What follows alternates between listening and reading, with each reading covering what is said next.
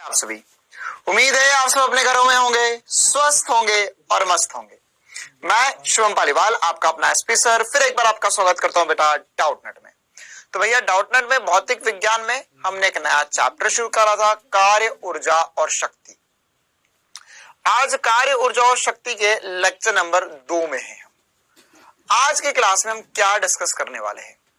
वास्तविकता में आज से ही हम, है ना, आज से ही हम एक नया चैप्टर शुरू करेंगे, कार्य, ऊर्जा और शक्ति। हाँ सर, पिछली बार अगर आपको याद हो बेटा, तो हमने इसमें अदिश गुणनफल पढ़ा था। क्या पढ़ा था? अदिश गुणनफल। मतलब वो देखा जाए तो एक तरीके से इस चैप्टर का पार्ट है भी या नहीं भी है, क्योंकि वो है वेक्टर का पोर्शन, लेकिन वो इस चैप्टर में जरूरत है तो हमने पढ़ा था, है ना। मतलब कि इस चैप्टर में अभी हमें चैप्टर शुरू करने से पहले हमने अपने हथियार मजबूत कर लिए थे ना, हमने हमारी जो कुल्हाड़ी थी उसकी धार पेनी कर ली। चलिए तो हम शुरुआत करते हैं। अदिश गुणनफल हम पढ़ चुके हैं, आज पढ़ेंगे कार्य के बारे में। आने वाली क्लासेस में कार्य, गतिज ऊर्जा, प्रमेय के बारे में जानेंगे। फिर उसके बाद में हम संरक्षी बल, असंरक्षी बल और केंद्रीय बल क्या होते हैं ये समझेंगे। साथ ही साथ फिर हम स्थितिज ऊर्जा पे चर्चा करेंगे। कौन सी ऊर्जा भैया? स्थितिज ऊर्जा। और उसके बाद में यांत्रिक ऊर्जा का संरक्षण और लास्ट में शक्ति देखेंगे। तो यह सब कुछ इस चैप्टर में हम पढ़ने वाले हैं। चलिए तो आज की क्लास, आज की कहानी कार्य, कार्य की प्रकृति और नियत बल द्वारा कार्य, है ना। वैसे बल के द्वारा अगर कार्य की बात करूं तो बल दो प्रकार से हो सकते हैं, एक नियत हो सकता है, एक अनियत। नियत बल मतलब कि वह स्थिति के सापेक्ष या समय के सापेक्ष नियत है, और अनियत बल मतलब जो परिवर्तित हो रहा है, तो उनके कारण कार्य क्या होता है वो समझेंगे। ठीक है, चलिए बेटा क्लास शुरू करते हैं। बिल्कुल बेसिक डेफिनेशन कार्य की, क्या होता है कार्य। ये जो चैप्टर है वो हम लोअर स्टैंडर्ड्स, मतलब कि अगर मैं बात करूं तो क्लास 9वीं में भी, है ना, 9th क्लास में भी ये चैप्टर पढ़ा जाता है। तो बेसिकली इस चैप्टर में फील क्या आना चाहिए, हमें ये बात पता होनी चाहिए बेटा कि कार्य क्या है। तो सबसे पहले अगर हम समझे सर कार्य, तो देखो बिल्कुल छोटे से एग्जांपल से समझते हैं। मान के चलो मेरे पास एक ब्लॉक है जिसे मैंने धक्का लगाना शुरू करा, है ना। एक ब्लॉक है, एक बक्सा है, उसे मैंने धक्का लगाना शुरू किया। तो अगर मैं धक्का लगा रहा हूं तो वो ऑब्वियस सी बात है सर आगे बढ़ेगा, विस्थापित होगा। तो अगर उसमें विस्थापन हो रहा है मेरे प्यारे बच्चों, तो विस्थापन कैसे हुआ? सर आपने बल लगाया, बहुत बढ़िया बात। लेकिन अगर मैं इस बात को और दूसरे एंगल से देखूं और सोचूं, तो यार मैं जब बल लगाता हूं उस पर तो थोड़ी ही देर में हम थक जाएंगे या हमारी ऊर्जा कम हो जाएगी। ऊर्जा कम हो जाएगी कहने का मतलब क्या है कि हमने अपनी ऊर्जा उस ब्लॉक को, उस डब्बे को दे दी। तो सर ये ऊर्जा जो है ना, ऊर्जा के बारे में हम और आगे चलकर पढ़ेंगे, लेकिन ये ऊर्जा की जो मैं बात कर रहा हूँ बेसिकली जो छोटे स्टैंडर्ड्स में भी हम पढ़ते हैं, और ऊर्जा का जो बेसिक डेफिनेशन है एलिमेंट्री लेवल की बात है ना, कि ऊर्जा क्या, जैसे अगर हम बोल रहे हैं तो ध्वनि ऊर्जा है, हमें दिख रहा है तो प्रकाश ऊर्जा है, हम चल रहे हैं तो गतिज ऊर्जा है ना, गतिज ऊर्जा। ये सब हम आगे चलकर गतिज ऊर्जा, स्थितिज ऊर्जा को तो इसे पढ़ेंगे। बाकी हमें 8th क्लास में भी या छोटी क्लास में भी पढ़ाया जाता है कि सर रासायनिक ऊर्जा होती है, मतलब जो रसायन में या केमिकल में होती है, ठीक है, या विद्युत ऊर्जा होती है जो बैटरी वगैरह में होती है, या जिसकी वजह से सारे हमारे उपकरण चलते हैं। तो ये सब अलग अलग प्रकार की ऊर्जाएं होती है। तो उससे हम अगर मान के चलो मैं अपनी ऊर्जा की बात करूं, मुझे ऊर्जा कैसे मिली? मैंने खाना खाया भैया अभी भी, तो खाना खाया तो उससे मुझे, मेरे पेट ने, उसमें डाइजेशन वगैरह हुआ, पाचन हुआ, और उसके बाद में उसमें से ऊर्जा बनी। तो जो ऊर्जा है अब वो मेरे पास आ चुकी है भैया, ऊर्जा आ गई मेरे पास। अब मैं उसको धक्का लगाऊंगा तो मेरी ऊर्जा कहां चली गई? उसको धक्का लगाने में, मतलब उसमें कार्य में चलेगी। तो ये बात पहले दिन से हम ग्रैस्प कर सकते और समझ सकते कि कार्य और ऊर्जा असल में एक दूसरे के हम ऐसा समझ सकते एक ही सिक्के के दो पहलू है, एक दूसरे के भाई बहन है। ये है तो वो है, वो है तो ये है, जुड़वा है। ठीक है, चलिए तो अब पहले समझते हैं हम कार्य को किस प्रकार से परिभाषित कर सकते हैं। देखो बेटा हमने डॉट प्रोडक्ट इसीलिए पढ़ा था आज ही के दिन के लिए, कार्य के लिए। तो कार्य को परिभाषित कैसे कर सकते हैं? जब किसी वस्तु पर बल लगाने से विस्थापन उत्पन्न हो जाए तो वस्तु पर बल द्वारा कार्य किया जाता है। है ना, क्या बोलेंगे कि जब एक वस्तु पर बल लगाने से विस्थापन उत्पन्न हो जाए तो वस्तु पर बल द्वारा कार्य किया जाता है ना। अगर मैंने बल लगाया तो उसके द्वारा कार्य किया गया, मैं ऐसा बोलूंगा। इससे मैंने मेरे बल ने अगर विस्थापन बना दिया या मेरे बल से विस्थापन हो गया, मान के चलो क्षैतिज सतह है ना, और समझते हैं डेप्थ में। क्षैतिज सतह है सर, और यहाँ पे रखा हुआ है मेरे पास एक ब्लॉक। क्या रखा हुआ है? एक ब्लॉक। तो अगर इस ब्लॉक पर मैंने बल लगाया तो इस बल की वजह से क्या हो सकता है सर? आपने बल लगाया F मान के चलो, तो उसकी वजह से विस्थापित होकर यहां पहुंच गया S दूरी पर, या S विस्थापित हो गया। तो इससे ये जो बल लगा उसने विस्थापन उत्पन्न करा, तो हम कहेंगे वस्तु पर बल द्वारा कार्य किया गया है। क्लियर है कहानी? अच्छा, और थोड़ी सी बेसिक सी बात समझते हैं। किसी वस्तु पर नियत बल द्वारा किया गया कार्य आरोपित बल तथा क्रियाकारी बिंदु के विस्थापन के अदिश गुणनफल के बराबर होता है। किसके बराबर होता है? सबसे इंपॉर्टेंट बात, अदिश गुणनफल। यही हमने कल की क्लास में पढ़ा था, पिछली क्लास में। अदिश गुणनफल होता क्या है? तो अदिश गुणनफल किसका? बल का और विस्थापन का। बल का और विस्थापन का अदिश गुणनफल हमें लेना है। तो बल है F, विस्थापन हुआ S बोल दो, D बोल दो, कोई फर्क नहीं पड़ता ना। वहां पे D बोला है तो यहाँ भी D बोल देंगे हम।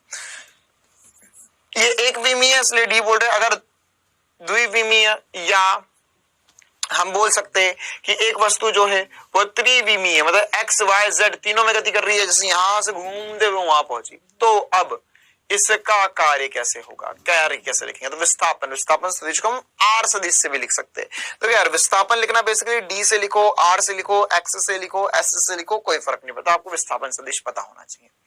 तो हम यहां पर लिख सकते हैं F डॉट D। क्या लिखेंगे? F dot D। तो F डॉट D ये हो जाएगा हमारा कार्य, या हम इसे चाहे तो FD cos थीटा लिख सकते हैं। क्या लिख सकते हैं बेटा? FD cos theta. तो बिल्कुल बेसिक सी बात, बेसिक सा फील कि अगर मेरा विस्थापन इस दिशा में हो रहा है और बल भी इसी दिशा में लग रहा है, तो यहां पर मैं लिख सकता हूं FD cos थीटा, जहां थीटा क्या होगा? थीटा क्या होगा? बताओ भैया, थीटा क्या होगा? सर थीटा F और F मतलब बल और विस्थापन सदिश के मध्य कोण होगा।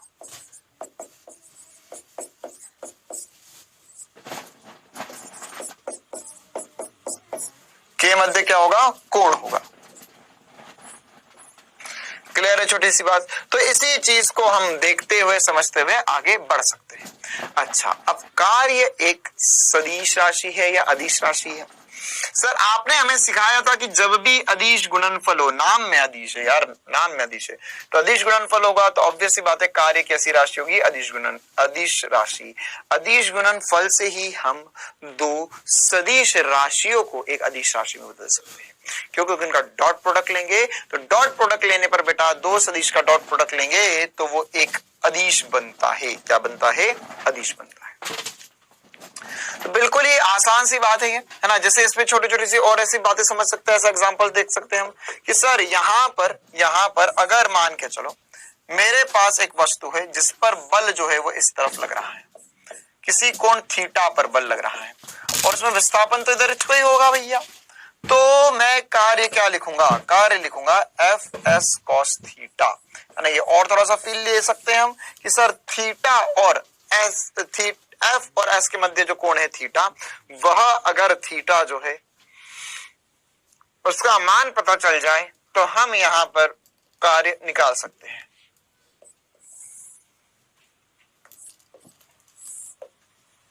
चलिए बेटा, तो ये बिल्कुल बेसिक सी बातें थी। अब हम आगे बढ़ते हैं और इसमें ही हम और इंपॉर्टेंट बातें कर लेते हैं कार्य को लेकर।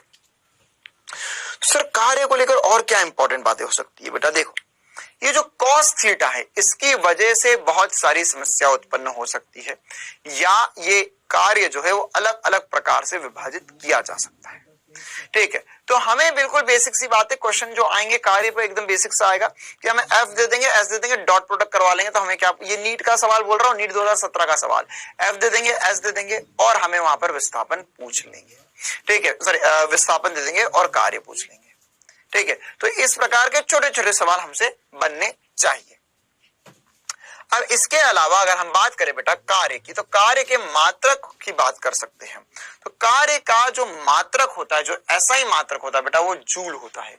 सर जी ये जूल कैसे बना? देखो बेटा, मान के चलो मेरे को पता चला कि कार्य जो है वो एफ एस है, तो मात्रक के लिए मैं समझ सकता हूं, मात्रक के लिए क्या बोल सकता हूं? मात्रक के लिए मैं बोल सकता हूं, मात्रक जो होगा सर वो हो जाएगा यहां पर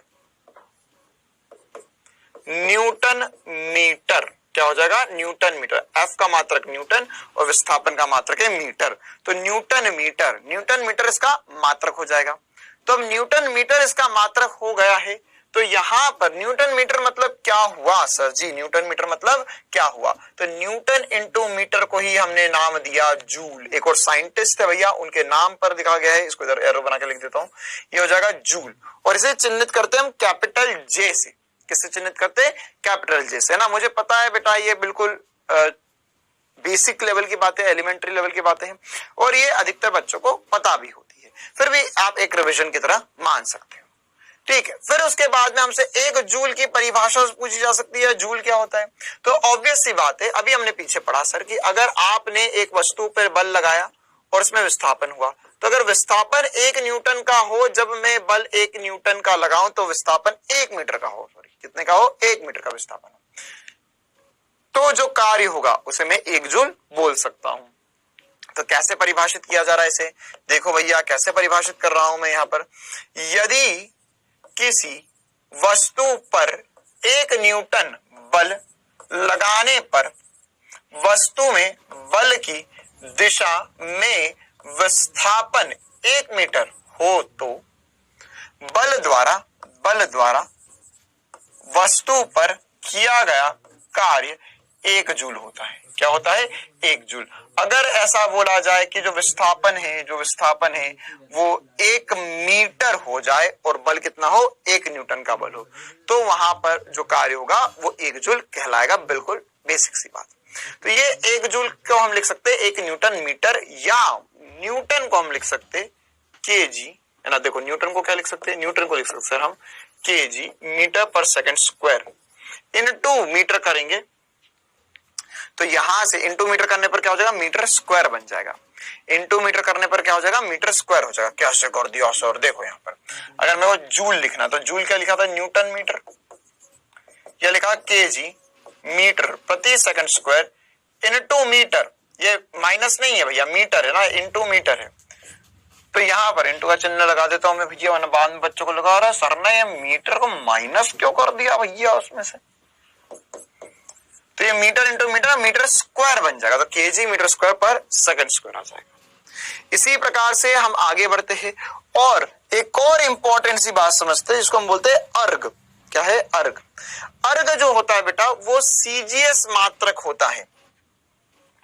कैसा मात्रक है? सीजीएस मात्रक। ये कैसा मात्रक था? एसआई मात्रक था। अर्ग क्या है? सीजीएस मात्रक। सीजीएस मात्रक मतलब छोटा मात्रक। छोटा मात्रक, छोटा मात्रक मतलब अगर मैं बल का छोटा मात्रक या सीजीएस मात्रक ले लूं और विस्थापन का भी सीजीएस मात्रक ले लूं, तो वहां पर जो कार्य होगा वह अर्ग में होगा। कार्य जो होगा वो किसमें होगा? अर्ग में, है ना। तो ये अर्ग क्या है? अर्ग के बारे में मैंने आपको वैसे पहले भी बताया था, इसे हम ERG से चिन्हित करते हैं। जब हमने मात्रक और मापन पढ़ा था तो इसके बारे में हमने चर्चा करी थी, फिर भी एक बार रिवाइज करवा रहा हूं। देखो बेटा, मान के चलिए कि यहां पर मेरे पास एक वस्तु है जिसपे मैंने बल लगाया, एक डायन का बल लगाया, और उसकी वजह से 1 सेंटीमीटर विस्थापन हो रहा है। एक डायन का बल मतलब क्या हो गया? एक डायन का बल कहने का मतलब क्या हो गया सर? एक डायन का मतलब हो गया यहाँ पर एक डायन का मतलब हो गया कि जो बल है उसकी जो सीजीएस मात्रक होता है 10⁵ डायन मिलकर 1 न्यूटन बनाते हैं, तो वह हमारे लिए क्या हो जाएगा? वह हमारे लिए बल हो गया सीजीएस मात्रक में, और इस पर विस्थापन हुआ। तो यदि किसी वस्तु पर एक डायन बल लगाने से वस्तु में बल की दिशा में 1 सेंटीमीटर विस्थापन उत्पन्न हो, तो बल द्वारा किया गया कार्य एक अर्ग होता है। कितना है तो 1 अर्ग होता है। तो 1 अर्ग को लिख सकते हैं हम 1 डायन सेंटीमीटर, है ना, या हम चाहे तो इसको लिख सकते हैं 10 की घात 5 न्यूटन, सॉरी 10 की घात 5 डायन गुणा 10 की घात 2 सेंटीमीटर जो होता है बेटा सेंटीमीटर स्क्वायर, है ना। ये क्या लिखा हुआ है, ये हमने इसे कन्वर्ट करना चाहा, है ना, हमने क्या कन्वर्ट करना चाहा इसे हमने सीजीएस से एसआई में कन्वर्ट करना चाहा। तो ये लिखा हुआ है वास्तविकता में 1 न्यूटन मीटर, क्या लिखा हुआ है 1 न्यूटन मीटर। तो 1 न्यूटन मीटर, तो 1 न्यूटन की जगह 10 की घात 5 लिख दिया डायन में, और मीटर की जगह 10 की घात 2 सेंटीमीटर लिख दिया, है ना। 1 मिनट, सेंटीमीटर स्क्वायर नहीं आएगा वहां पर, सेंटीमीटर ही आएगा।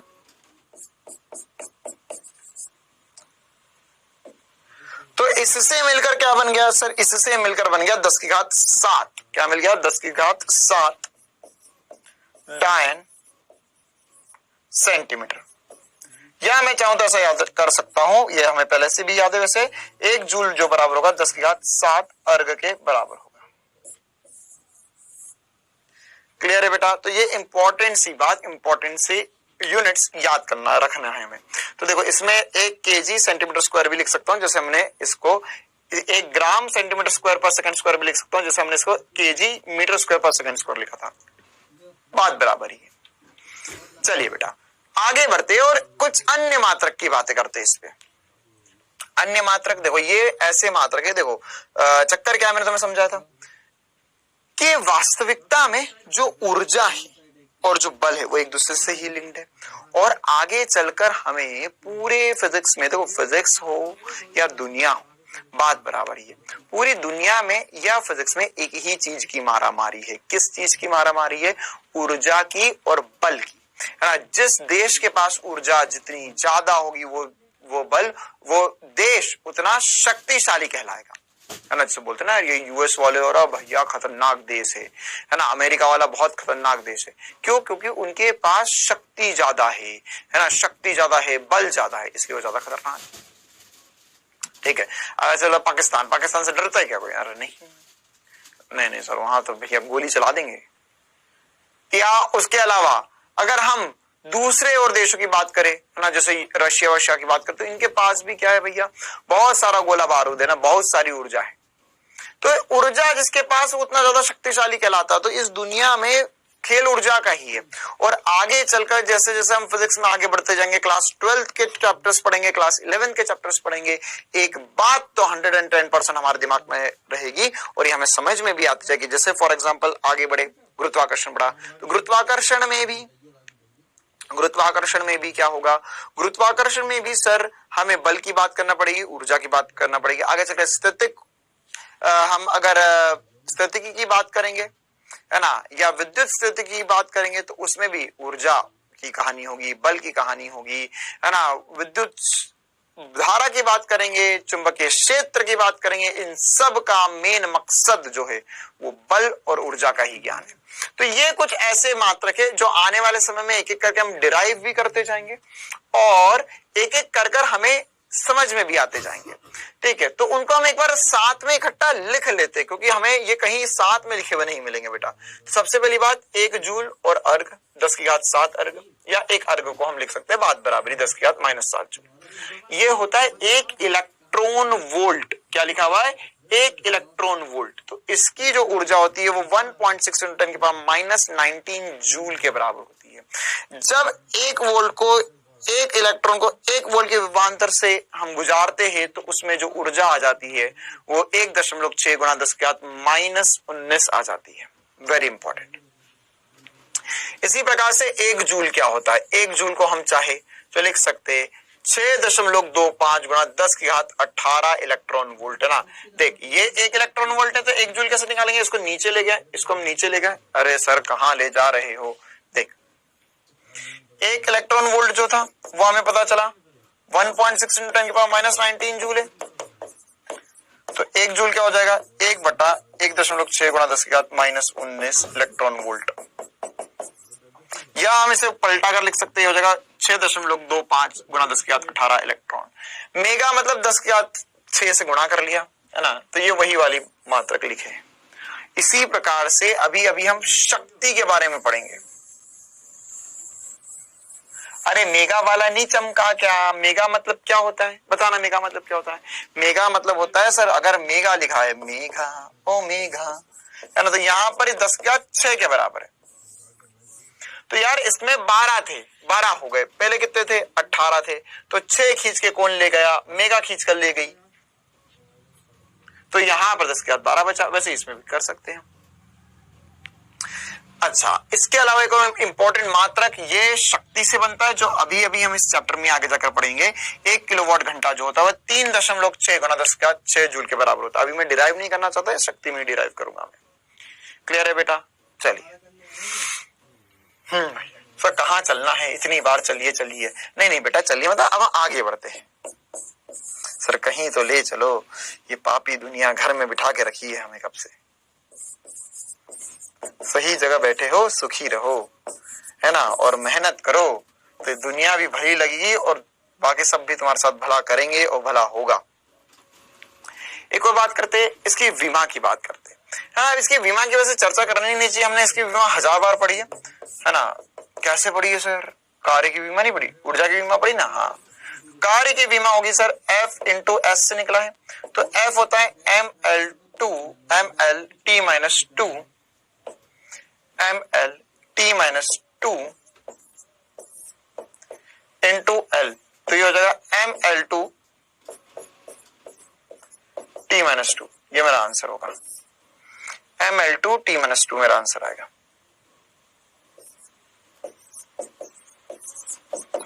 क्लियर है कहानी? चलिए बेटा, अब हम और आगे बढ़ते बहुत आगे जाएंगे। अब हम बातें करेंगे कार्य की प्रकृति पर। सबसे पहले देखो, ये थोड़ा सा थ्योरेटिकल सही चलने वाला अभी हमारा थोड़ी देर में, फिर उसके बाद में न्यूमेरिकल हम लेंगे, ऑब्वियस बात। तो कार्य की प्रकृति मतलब क्या होता है? कार्य जो होता है उसके लिए हमने फॉर्मूला पढ़ा सर, ये होता है FS cos थीटा या FD cos थीटा। अब जो cos थीटा का मान है, cos थीटा का मान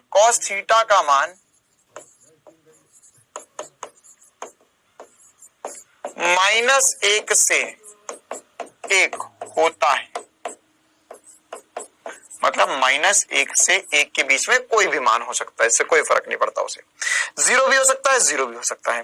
कब होता है तुम्हें पता है, सोचो। तो इसकी वजह से बेटा, है ना, अगर मान के चलो cos थीटा का मान -1 से 0 है और 0 है और 0 से 1 है, तो इसकी वजह से मैं जो कार्य है उसको 3 भागों में तोड़ सकता हूं या 3 प्रकार की प्रकृति बता सकता हूं कार्य की। मतलब किसी भी पिंड पर लगाए गए अनेक बल की वजह से जो कार्य होता है, ध्यान सुनना, एक ही पिंड पर एक से ज्यादा बल कार्यरत हो सकते हैं और इन सभी बलों का जो कार्य है वो अलग अलग हो सकता है। ये जो बात मैंने बोली है ये आगे चलकर मैं एग्जांपल्स में प्रूव कर दूंगा, लेकिन इस बात की गांठ बांध लो कि एक ब्लॉक है, वो ब्लॉक मान के चल 2 मीटर खसका, तो अगर ब्लॉक 2 मीटर खसका तो उस पर एक से ज्यादा बल लग रहे होंगे, डेफिनेटली लग रहे होंगे, और हर एक बल का कार्य अलग अलग होगा। तो अगर हर एक बल का कार्य अलग अलग है तो इनकी प्रकृति क्या है, मतलब कौन सा पॉजिटिव, कौन सा नेगेटिव, कौन सा जीरो, ये समझना है। ठीक है, चलिए। तो अब हम जो कार्य है बेटा, कार्य को 3 प्रकृति में तोड़ सकते हैं, 3 प्रकार से बोल सकते हैं। तो कार्य जो है वो 3 प्रकार से हो सकता है। कौन कौन से 3 प्रकार, ये सोचते हैं, समझते हैं और जानते हैं। सबसे पहले हम लिख सकते हैं पॉजिटिव या धनात्मक कार्य।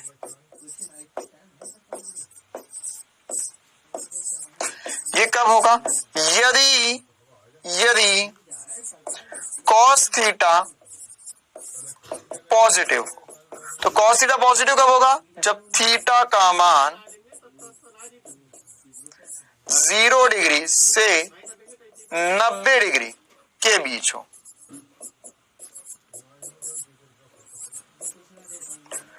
जब तक थीटा का मान 0 से 90 डिग्री के बीच में होगा बेटा, तब तक कार्य जो होगा वो पॉजिटिव होगा, तब तक कार्य क्या होगा? पॉजिटिव होगा। बहुत बढ़िया सर, बहुत मजा आया। आगे बढ़ते हैं, देखो आगे बढ़ते हैं और समझते हैं। अब हमारे पास नेगेटिव कब हो सकता है? नेगेटिव कार्य, नेगेटिव या हम इसे ऋणात्मक कह सकते हैं। क्या कह सकते हैं बेटा, ऋणात्मक। तो ऋणात्मक कार्य कैसे होगा, ऋणात्मक कार्य कैसे होगा, तो सर ऋणात्मक या नेगेटिव मतलब क्या हुआ कि सर कॉस थीटा का जो मान है वो नेगेटिव आ जाए। कॉस थीटा का मान कितना कैसा आ जाए, नेगेटिव आ जाए। तो कॉस थीटा का मान नेगेटिव आ जाए। कॉस थीटा का मान कितना कैसा आ जाए, नेगेटिव आ जाए। तो कॉस थीटा का मान नेगेटिव कब हो सकता है, कॉस थीटा का मान नेगेटिव कब हो सकता है, जब थीटा का मान, अभी कुछ पल्ले नहीं पड़ रहा, बिल्कुल बहुत बढ़िया, अभी बता रहे हैं, रुक जा एग्जांपल लेंगे तब समझ में आएगा। थीटा का मान 190 डिग्री से 180 डिग्री के बीच हो, ठीक है। अब ये क्या चक्कर चला है वो मैं भी तुम्हें समझाता हूँ, क्या नेगेटिव क्या पॉजिटिव क्या चक्कर कैसे चलाएंगे वो देखते हैं, है ना। इसी प्रकार से अगर हमारे पास जो कार्य है वो क्या हो सकता है, शून्य हो सकता है। एक एक करके तीनों डिटेल में डिस्कस करेंगे। शून्य हो सकता है, कब हो सकता है, कब हो सकता है, कैसे हो सकता है। जो कार्य है वो शून्य कब हो सकता है, देखो ध्यान समझना, शून्य कार्य या जीरो वर्ग। अब यहां पर तो शून्य कार्य में इंपॉर्टेंट सी बात है, शून्य कार्य कब कब हो सकता है। सबसे पहली बात, यदि सर थीटा का मान 90 डिग्री हो जाए, थीटा का मान कितना हो जाए, 90 डिग्री। अभी तो कोई बात ही नहीं कर रहा हूं, तो कॉमन सेंस की बात कर रहा हूं कि यहां पर इसका वैल्यू चेंज करते जाओगे तो कब पॉजिटिव कब नेगेटिव आएगा ये देख रहा हूं बस। फिर उसके बाद में थीटा का मान 90 डिग्री हो जाए, या मैं कह सकता हूं सर थीटा का मान 90 डिग्री और बोलो, और कहते हैं हम क्या कहते हैं कि यहां पर डिस्प्लेसमेंट या विस्थापन इसका शून्य हो जाए, विस्थापन शून्य हो जाए तब भी कार्य शून्य होगा, और या बल शून्य हो। अरे मान के चलो तुमने किसी वस्तु पर बल लगाया, तुमने किसी वस्तु पर बल लगाया, चल ही नहीं रही है, चल ही नहीं रही, भैया बोर्ड को धक्का लगा रहा हूं मैं, धक्का लगा के सर धक्का लगाओ, चल ही नहीं रहा। तो मेरा बल जो है उसने कार्य किया क्या, कोई कार्य नहीं किया, ठीक है। तो इन तीनों को हम डिटेल में एक एक करके समझते हैं। सबसे पहले मैं कहानी शुरू करना चाहूंगा शून्य कार्य से। क्यों सर शून्य कार्य से, शून्य कार्य में थ्योरेटिकल सी बातें होती है, आसानी से हम समझ सकते हैं और जान सकते हैं। फिर हम पॉजिटिव और नेगेटिव कार्य को आसानी से पढ़ लेंगे। चलो देखते हैं शून्य कार्य कब कब हो सकता है ना। तो अब एक एक करके हम हेडिंग डालेंगे कॉपी में। सबसे पहले हेडिंग डालो शून्य कार्य, शून्य कार्य।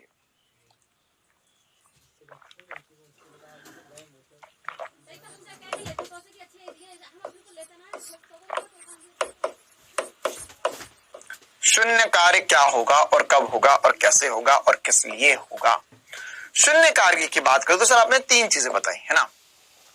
सबसे पहले अब देखो, अब हम एक एक करके एग्जांपल्स भी लेंगे ना, एक एक करके एग्जांपल्स भी लेंगे कि कब कार्य शून्य होगा, कब कार्य पॉजिटिव होगा, कब कार्य नेगेटिव होगा, वगैरह सारी बातें करना चाहते हैं। तो कार्य शून्य कब होगा, कार्य शून्य कब होगा, तो सर सबसे पहले आपने बोला कि थीटा का मान शून्य हो जाए, थीटा बराबर शून्य हो जाए, अरे सॉरी थीटा बराबर 90 डिग्री हो जाए, मतलब कॉस थीटा शून्य हो जाए। तो ये कैसे संभव है, देखो कार्य को लिखते हैं हम F डॉट S, मतलब कि बल और विस्थापन एक दूसरे के लंबवत हो जाए, बल और विस्थापन लंबवत हो जाए।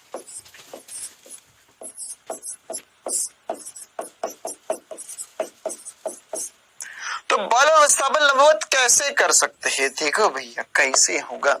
मान के चल यहाँ पे एक डब्बा रखा है, बिल्कुल एग्जांपल आसान सा दे रहा हूं मैं। इस डब्बे में बल लगाया विस्थापन हुआ ऐसे इधर, तो बल लगाया S, F बल लगाया विस्थापन हुआ है।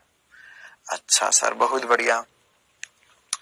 अगर मैं तुम्हें बोलूं तो क्या इस डब्बे पर, देखो मेरी ये बात याद रखना, एक ही ब्लॉक पर अलग अलग बलों का कार्य अलग अलग हो सकता है। तो अगर मैं इस डब्बे की बात करूं तो इस डब्बे पे अगर मैंने बल लगाया तो बल कहां लग सकता है, बल कहां लगेगा, सर बल तो लग रहा है, सर बहुत बढ़िया बात, इधर से बल लग रहा है। तो इसमें इसके अलावा और भी कोई बल लग रहा है क्या, बिल्कुल सही समझे हो। इसमें सर नीचे mg भी लग रहा होगा, ऊपर नॉर्मल भी लग रहा होगा, ठीक है। तो यहां पर अगर मैं तुमसे समझूं, पूछूं और जानूं कि यार ये बताओ कि इसमें जो कार्य होगा, कार्य जो होगा नॉर्मल का वो कितना होगा। मैंने एग्जाम्पल के लिखा, पहला एग्जाम्पल लिख रहा हूं, नॉर्मल n का कार्य क्या होगा।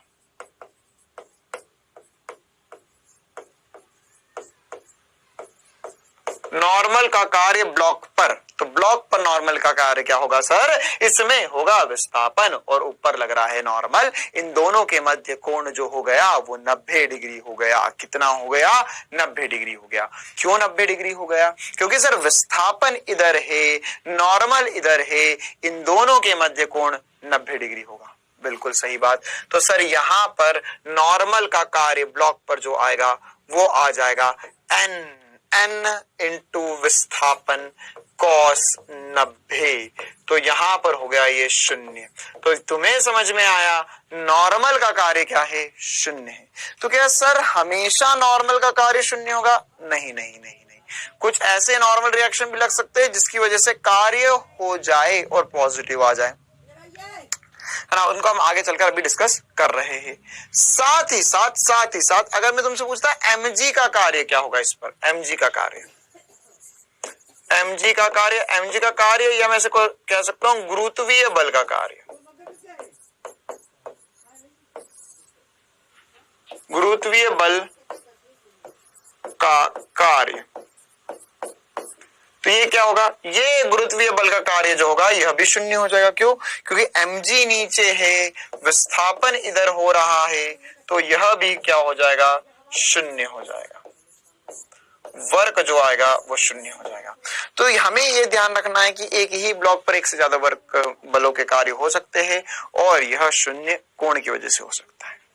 इसी प्रकार से एक और इंपॉर्टेंट एग्जांपल है ना, ये अभी हमने पढ़ा नहीं है लेकिन फिर भी थोड़ी बहुत जानकारी मैं इसके बारे में देना चाहता हूं बेटा आपको। नहीं इस वजह से मैं वृत्तीय गति पढ़ाऊंगा तो उसमें ये बात रिपीट भी करूंगा। जब भी एक वस्तु वृत्तीय गति करता है, कैसी गति करता है, वृत्तीय गति, क्योंकि ये इंपॉर्टेंट है यार हमारे लिए, है ना। अच्छा सर इसमें ऐसा वाला एग्जांपल नहीं करवाया, बच्चों जैसा एग्जांपल नहीं करवाया, वो क्लास 9वीं में लिखते थे। एक कूली ने अपने सिर पर बैग रख लिया, वो उसे लेकर चल रहा है, वाह भाई वाह, उसे लेकर चल रहा है। तो कुली द्वारा किया गया कार्य क्या होगा, 0 ही होगा, क्योंकि कुली बल लगा रहा है ऊपर और चल रहा है इधर, कुली पे mg लग रहा है नीचे, चल रहा है इधर, तो कार्य क्या होगा, 0 होगा। हाँ सर हमको ऐसे बचपन में बहुत मजे आते थे, है ना, बचपन ऐसे टीचर बोलती थी या बोलते थे, देखो तो टीचर बोलती थी सर कि ओ कुली का कार्य तो 0 हो गया, रेलवे स्टेशन पे जाओ तो उसको पैसे वैसे मत देना क्योंकि उसने तो कार्य ही नहीं किया कुछ, ऐसे बचकानी बात है। अब मारेंगे, कुली का गैंग होता है ना, बोल मत देना उनको, जाके फिजिक्स मत समझा देना वहां जाके कि अरे देखो तुमने मेरा बैग यहाँ लेकर आ गए, तुमने ट्रेन में रख दिया, अब मैं तो कोई पैसे नहीं दे रहा। क्यों, क्योंकि तुमने जो कार्य किया वो 0 हो गया, ठीक है। फिर वो तुम्हें ऐसी कुटाई करेंगे और उसका कार्य भी 0 ही होगा और फिर बोलेंगे देख तेरा भी कार्य 0 हो गया, अब तो हम चले जा ट्रेन में, टाटा बाय बाय। बहुत बड़ा गैंग होता है कुली लोगों का पूरे रेलवे स्टेशन पे ना। देखो यहाँ पर, अबे मेरी कभी कुटाई नहीं हुई, ऐसा मत सोचना कि अरे सर को तो एक्सपीरियंस है, हम कुली वुली नहीं करते, हम खुद से ऐसा बॉडी वॉडी बना ली, इससे खुद से ले जाते चीजें। देखो तो यहाँ पर ये जब ऑब्जेक्ट वृत्तीय गति कर रहा है तो इस वृत्तीय गति में अभिकेंद्रीय बल लगता है। अभिकेंद्रीय बल क्या होता है ये आगे चलकर हम समझेंगे, अभी के लिए बस इतना समझ सकते हो कि ये बल इसे वृत्तीय गति कराने के लिए होता है, मतलब इसे गोल घुमा रहा है जो वह वृत्तीय गति, मतलब ये गोल घूमेगी तो उसमें जो कार्य होगा वह 0 होगा। तो वृत्तीय गति में अभिकेंद्रीय बल क्या होता है, ये वो बल होता है जो इसे गोल घुमा रहा है, जैसे तनाव का बल हो सकता है ना, या नॉर्मल का बल हो सकता है, घर्षण का बल हो सकता है, कोई भी बल हो सकता है जो इसे गोल गोल घुमा रहा है, तो वो बल का कार्य क्या आएगा, 0 आएगा। तो वृत्तीय गति में अभिकेंद्रीय बल का कार्य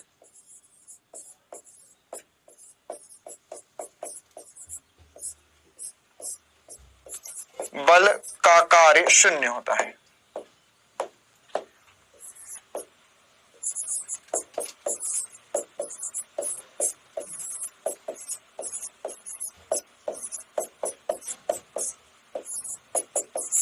ठीक है, तो ये कुछ ऐसे एग्जांपल्स थे जहां पे एंगल 90 डिग्री होने की वजह से कार्य शून्य हो जाएगा। ऐसे बहुत सारे मैं एग्जांपल्स ले सकता हूं, बस ऐसा हो कि बल जो है ये इंपॉर्टेंट एक दो बता दिए ताकि आपको आइडिया लग जाए, क्योंकि इस पे सवाल आ चुके हैं पहले भी।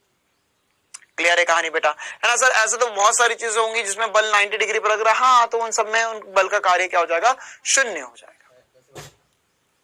आगे बढ़ते हैं, और अब हम इसमें जीरो वर्ग के मतलब जीरो कार्य में ही अब हम लेते हैं। 90 डिग्री का तो हो गया, इसके अलावा कार्य जीरो और कब हो सकता था? सर कार्य जीरो हो सकता था अगर विस्थापन शून्य हो, विस्थापन शून्य हो। तो इसका एग्जाम्पल सर आसान है कि अगर मान के चलो कि तुमने यहां पर एक बहुत बड़ा डब्बा था, बहुत भारी था, 1000 किलो का डब्बा था। कितने का था? 1000 किलो का डब्बा था। हिला लोगे क्या इसको? 1000 किलो को? अरे सर हम बहुत जिम जाते हैं, सब फेंक देंगे उठा उठा के। हाँ, हमने छोटा भीम देखा है, लड्डू खा के फेंक देंगे। बहुत बढ़िया। देखो, तो यहाँ पे तुमने बल लगाया, इस पे ये बल लगाया, तो ये बल F एक्सटर्नल लगा, लेकिन पीछे की तरफ अब इस पे घर्षण भी लगा। मान के चलो बल लगाया जा रहा है, बल तो पीछे की तरफ घर्षण लगा, तो इसका विस्थापन नहीं हुआ, है ना? यहाँ पे जो डिस्प्लेसमेंट आया वो शून्य आ गया। तो अगर आपसे पूछे F एक्सटर्नल, ये F एक्सटर्नल या बाह्य बल का कार्य, तो F एक्सटर्नल का कार्य शून्य होगा। ठीक है, इसी प्रकार से F का कार्य, घर्षण का कार्य, F क्या भाई? घर्षण बल है।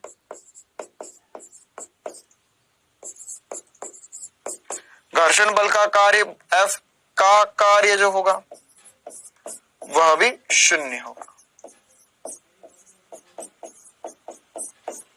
ठीक है, तो ऐसी छोटी छोटी सी बातें हम समझ सकते हैं और जान सकते हैं। अब शून्य विस्थापन में एक बहुत इंपॉर्टेंट एग्जांपल दे रहा हूं जो एम्स में आ चुका है। एम्स का एग्जांपल क्या? जब हम चलते हैं तब कार्य शून्य होता है। बिल्कुल सही समझे, है ना? लिख सकते हो कि चलने के दौरान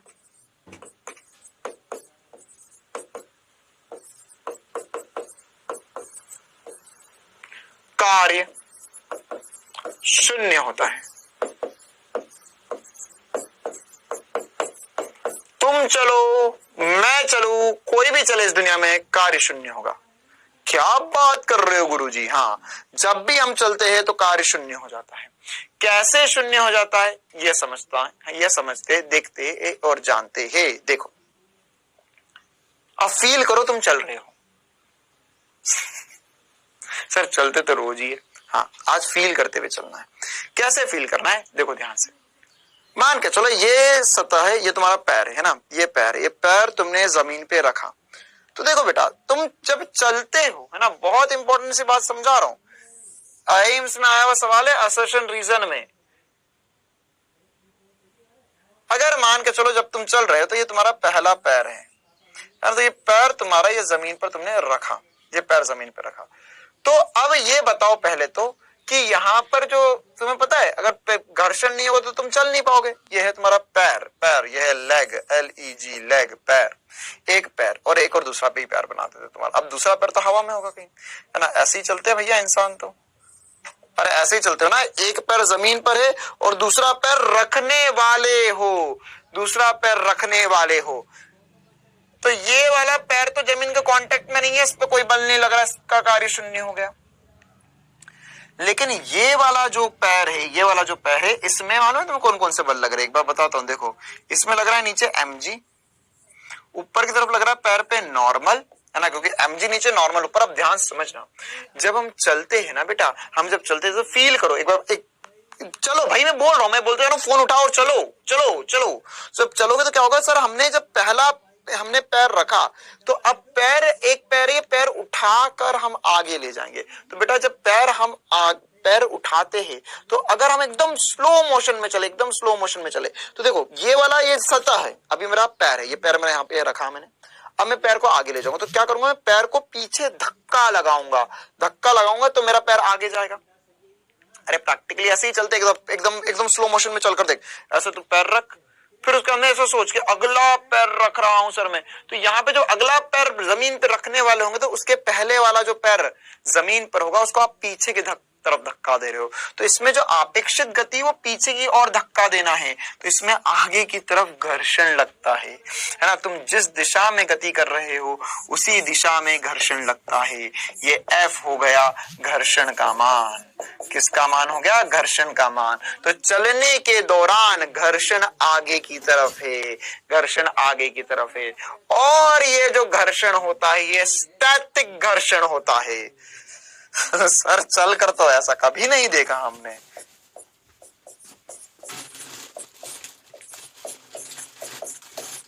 ये कौन सा घर्षण होता है? स्थैतिक घर्षण का। स्थैतिक घर्षण का कार्य सदैव शून्य होगा, ये ध्यान रखना। Very important point on the next page. स्थैतिक घर्षण का कार्य, स्थैतिक घर्षण का कार्य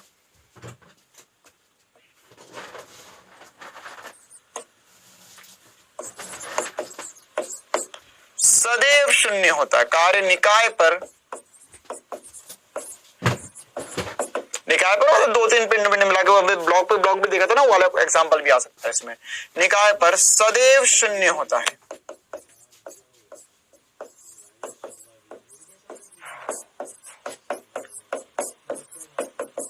ठीक है, क्यों शून्य होता है? अरे भैया स्थैतिक घर्षण कब लगता है? Common sense, common sense, SP star वाली बात, कॉमन सेंस। घर्षण, स्थैतिक घर्षण का मतलब क्या होता है? Displacement zero. अरे विस्थापन शून्य होगा, व्यक्ति रुका रहेगा, विस्थापन शून्य होगा, व्यक्ति रुका रहेगा, तभी तो स्थैतिक घर्षण लगेगा।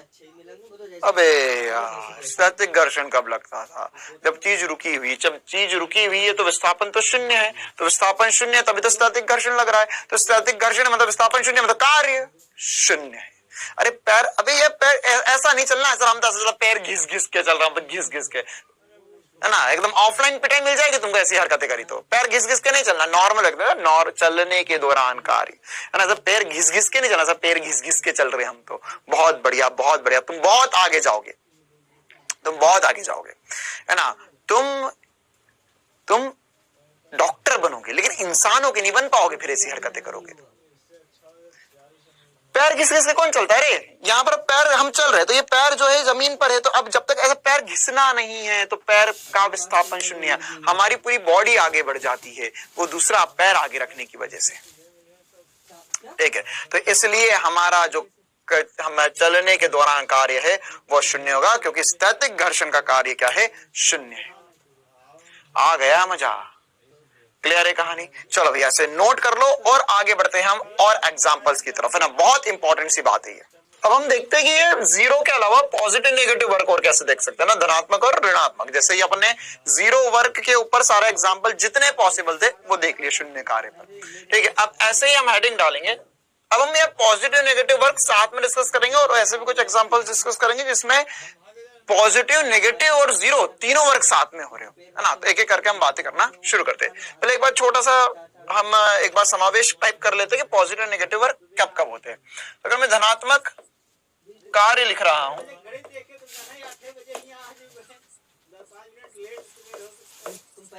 धनात्मक कार्य की बात करूं मैं, तो धनात्मक कार्य कब होगा? धनात्मक कार्य कब होगा? तो धनात्मक कार्य जब अगर थीटा का मान 0 डिग्री से 90 डिग्री के बीच है, के बीच है, के बीच है, मतलब 90 डिग्री नहीं है, थीटा का मान 90 डिग्री नहीं है, तो उस कंडीशन में जो कार्य होगा वह शून्य होगा, सॉरी पॉजिटिव होगा।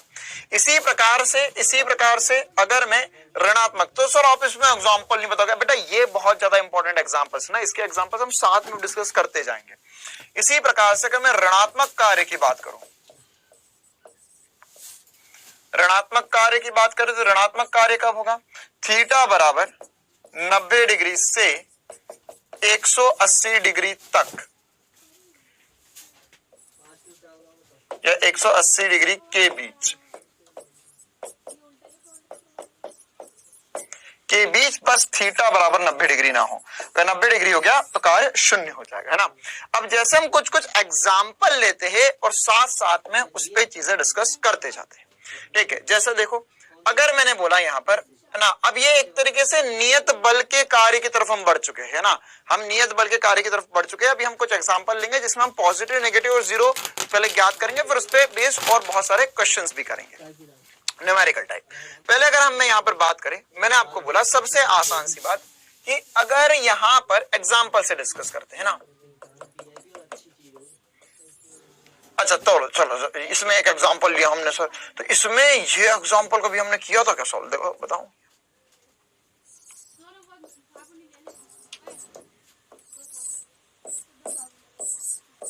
देखो ऐसा कुछ क्वेश्चन हमने कभी किया? हाँ सर बिल्कुल किया। जैसे मान के चलो यहाँ पर यह है M1, यह है M2। अब ध्यान समझना, सुनना और देखना और जानना और करना। यहाँ पर तनाव लगेगा T, यहाँ पर लगेगा तनाव T, ठीक है। अभी मैं केवल पॉजिटिव नेगेटिव जज करना सिखा रहा हूं और कुछ भी नहीं। अगर मैंने तुमसे पूछा कि अभी M1 और M2 पे कौन कौन से बल लग रहे हैं ना, तो अगर मैं M1 पे बात करूं तो तनाव का कार्य हो रहा है, तनाव बल कार्य कर रहा है, और गुरुत्वाकर्षण का बल लग रहा है, गुरुत्वीय बल लग रहा है। तो अगर मैंने आपसे पूछा सबसे पहले तनाव का कार्य M1 और M2 पर कितना होगा, तनाव का कार्य, तनाव का कार्य, तनाव बल का कार्य कितना होगा, तनाव बल का कार्य, तो तनाव का कार्य क्या होगा। तो यहां पर तनाव का कार्य अगर मैं M1 पर बात करूं, M1 पर, तो सर आपने तो बताया ही नहीं, ले भैया M1 जो है वो बड़ा है M2 से, तो अगर M1 बड़ा है M2 से, M1 बड़ा है M2 से, तो क्या होगा उस कंडीशन में, M1 बड़ा है M2 से सर जी, तो यहां पर M1 पर तनाव ऊपर लग रहा है, और M1 बड़ा है तो M1 जो है वह नीचे की तरफ विस्थापित होगा और M2 ऊपर की तरफ विस्थापित। अरे ये तो कॉमन सेंस है, नीचे। अब ये बताओ कि तनाव का कार्य M1 पर कितना होगा, तनाव का कार्य M1 पर कितना होगा, तो तनाव का कार्य M1 पर सर होगा तनाव, तनाव गुणा विस्थापन, तनाव गुणा विस्थापन। और ये पॉजिटिव होगा या नेगेटिव होगा, मैं ये देखना चाह रहा हूं, ये पॉजिटिव होगा या नेगेटिव होगा ये देखना चाह रहा हूं। तो सर अगर मैं यहां पर कार्य की बात करूं तो ये कार्य जो होगा, विस्थापन नीचे हो रहा है, तनाव ऊपर लग रहा है। देखो एक बार एफबीडी से भी हम समझ सकते हैं इस चीज को, तनाव ऊपर की तरफ है, विस्थापन नीचे की ओर है, विस्थापन नीचे की ओर है। तो अगर ऐसा कुछ हो रहा है सर जी, तो यहां पर जो कार्य होगा वह तो नेगेटिव होगा, तो यहां पर ऋणात्मक कार्य होगा।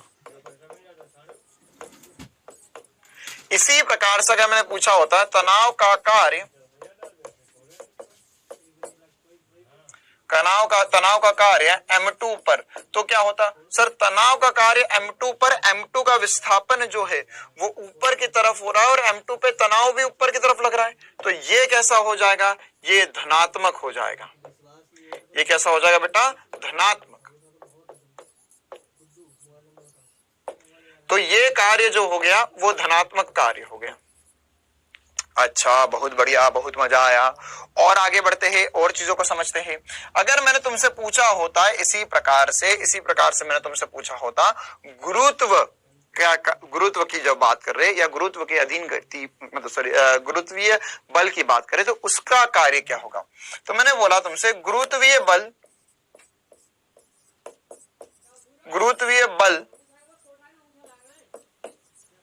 का कार्य M1 पर, गुरुत्वीय बल का कार्य M1 पर कितना होगा ये बताओ भैया। तो सर M1 पर M1G तो नीचे लग रहा है और इसका विस्थापन भी नीचे हो रहा है, तो यहां पर बेटा ये दो एरो से मतलब विस्थापन बता रहा हूं, तो M1G पे नीचे की तरफ लग रहा है, विस्थापन भी नीचे हो रहा है, तो क्या बोलेगी जनता, सर धनात्मक बोलेगी जनता, धनात्मक। अच्छा इसी प्रकार से गुरुत्वीय बल का कार्य, गुरुत्वीय बल का कार्य M2 पर, तो सर M2 पर बात करेंगे तो M2 पर क्या होगा सोचो, अब बताने की जरूरत नहीं है, ऋणात्मक होगा। क्यों, क्योंकि M2 पर M2G नीचे लग रहा है और जा ऊपर रहा है, तो ये हो जाएगा ऋणात्मक। तो अगर आपके पास कार्य आएगा या आपको ऐसा फोटो वोटो बता दे तो आप पॉजिटिव नेगेटिव तो सबसे पहले देख सकते हो। ध्यान रखना, एक ही वस्तु पर एक से ज्यादा बल आरोपित हो सकते हैं और उन बल के द्वारा या एक से ज्यादा बल आरोपित होंगे तो उन बल के द्वारा कार्य पॉजिटिव भी हो सकता है, नेगेटिव भी हो सकता है। इसी प्रकार से अब हम जो अभी हमने पॉजिटिव नेगेटिव खेला उसके ऊपर अब हम क्वेश्चंस करना शुरू करते हैं ना, कुछ एग्जांपल्स लेना शुरू करते हैं बेटा, ताकि हमें बात और बेहतर तरीके से चमकने लग जाए। सर जी देखो बेटा कुछ एग्जांपल्स लेते हैं। जैसे मान के चलो मैंने बोला यहां पर ना, अभी हमने तनाव का कार्य देखा था, इसी प्रकार से मैं एग्जाम्पल के जरिए देखना चाहता हूं कि यहां पर अभिलंब प्रतिक्रिया बल का कार्य क्या होगा। अभिलंब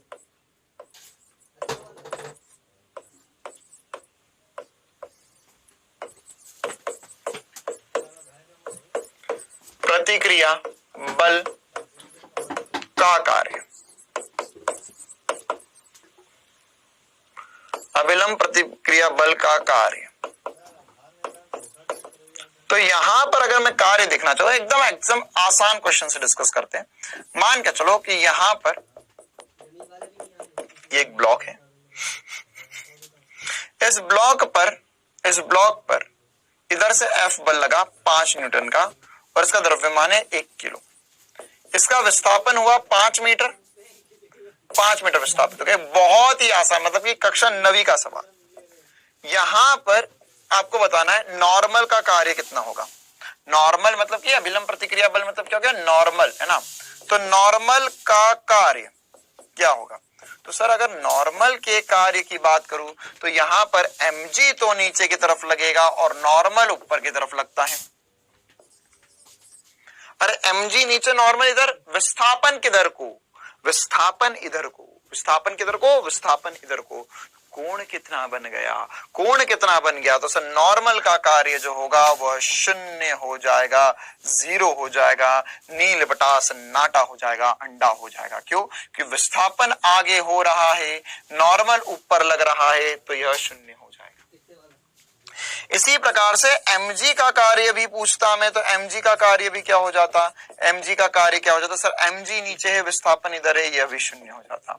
मैं तुम्हें बस इस बात का एहसास दिलाना चाह रहा हूं बेटा कि यहां पर mg का कार्य ऋणात्मक था, यहां पर mg का कार्य यहां पर mg का कार्य या गुरुत्वीय बल का कार्य धनात्मक था, ऋणात्मक था, यहाँ 0 था। तो यह ऐसे बल है जिनका कार्य पॉजिटिव भी हो सकता है, नेगेटिव भी हो सकता है, 0 भी हो सकता है। क्लियर है कहानी ये बात की। इसी प्रकार से अगर मैं तनाव की भी बात करूं तो तनाव का कार्य भी पॉजिटिव भी हो सकता है, नेगेटिव भी हो सकता है, 0 भी हो सकता है ना। मान के चलो तुमने एक रस्सी से किसी चीज को खींच रहे हो, वो गति ही नहीं कर रहा, तो पॉजिटिव भी हो सकता है, नेगेटिव भी हो सकता है और 0 भी हो ही सकता है। चलिए बेटा इसी प्रकार से हम आगे बढ़ते हैं और एक एग्जाम्पल के रूप में ना, और बेहतरीन एग्जाम्पल के रूप में, न्यूमेरिकल के रूप में अभिलंब प्रतिक्रिया बल के कार्य को और आगे चर्चा में ले जाते हैं। ये सब कैसे बल है यार, नियत बल है ना, नियत बल है, गुरुत्वीय बल है, इसमें हम नॉर्मल अभिलंब प्रतिक्रिया बल है, तो इन पे हम क्वेश्चंस करेंगे अब धीरे धीरे एक एक करके ना, मतलब पॉजिटिव नेगेटिव में अब हम क्वेश्चंस भी ला रहे हैं। मान के चलो कि यहां पर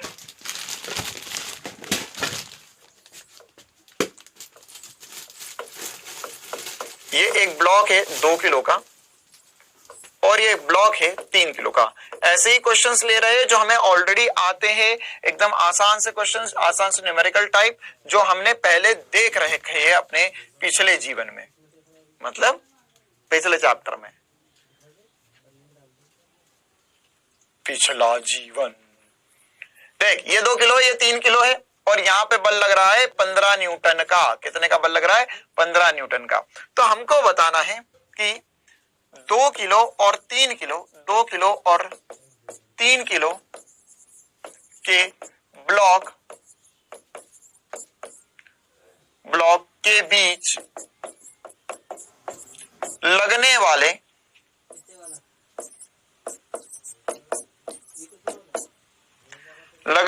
अभिलंब प्रतिक्रिया बल का कार्य क्या होगा।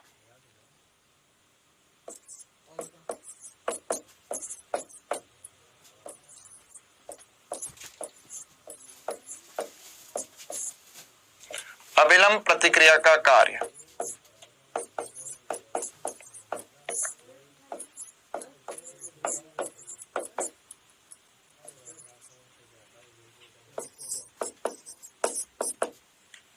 ठीक है। इससे मैं एक बात समझाना चाह रहा हूं तुम्हें ना, एक बहुत जबरदस्त बात सिखाना चाह रहा हूं मैं तुम्हें, इसलिए मैं क्वेश्चन करवा रहा हूं। देखो अब कार्य बताना है, अब आपको बताना है कि यदि, अच्छा कार्य अविलंब प्रतिक्रिया का बल का कार्य गति प्रारंभ, उसको पूरा और आगे लिख लो, गति प्रारंभ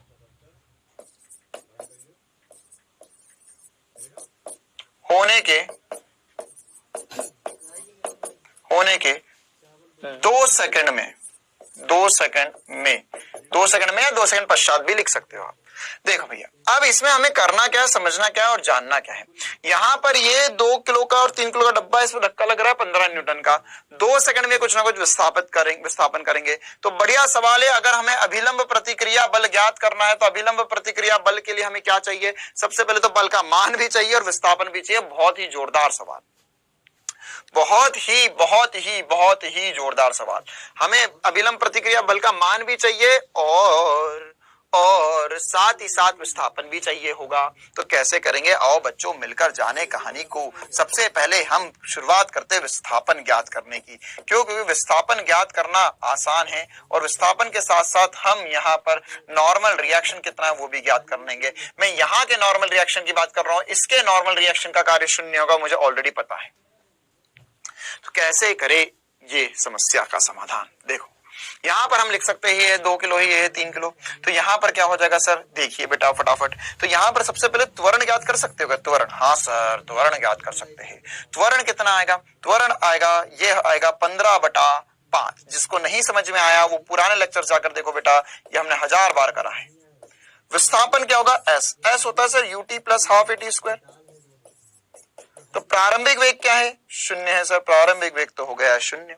तो यहां पर क्या बचेगा, यहां पर बचेगा हाफ इंटू त्वरण, त्वरण कितना है 3 इंटू समय, समय है 2, तो 2 का वर्ग कितना आ गया, 2 का वर्ग।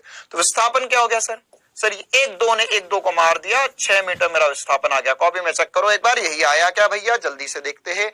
हमने करा 15/5 कर दिया, 3 आ गया, डुइंग डुइंग कट गया, तो 6 मीटर आंसर आ गया। चलो तो 6 मीटर हमारा विस्थापन आ गया। अब पता करना हमें अभिलंब प्रतिक्रिया बल, सर कैसे करे ये अभिलंब प्रतिक्रिया बल पता। सोचने वाले सोचते रह जाएंगे और बाकी बच्चों को आंसर पता चल चुका है सर कि यहां पर जो 3 किलो वाला है उसको अभिलंब प्रतिक्रिया बल चला रहा होगा। देख 3 किलो वाले का एफवीडी बनाओगे तो 3 किलो वाले पे आगे की तरफ अभिलंब प्रतिक्रिया बल लगेगा और 2 किलो वाले पर पीछे की तरफ लगेगा। आप चाहो तो मैं इसे जूम कर भी एक बार बता सकता हूं, लेकिन ये बात हमने 1000 बार करी है, बहुत बार करी है, बहुत बार करी है, बहुत बार करी है। क्या बात करी है कि यहां पर सर जी, यहां पर इन दोनों के बीच में अभिलंब प्रतिक्रिया बल लगेगा। ये 3 किलो वाले पे आगे और 2 किलो वाले पे पीछे लगेगा, धक्का लगाता है, धक्का। तो यहां पर नॉर्मल की वैल्यू एक लाइन में चुटकी बजाकर हमने निकाल दी सर। ये सब हमारे बाएं हाथ का खेल है। त्वरण आया था 3, द्रव्यमान है 3, तो ये आ गया 9 न्यूटन। लो भैया काम खत्म, पैसा हजम। तो अगर मैं यहां पर अभिलंब प्रतिक्रिया बल का कार्य देखूं 2 किलो वाले पर, तो देखो कैसे देखेंगे। 2 किलो द्रव्यमान पर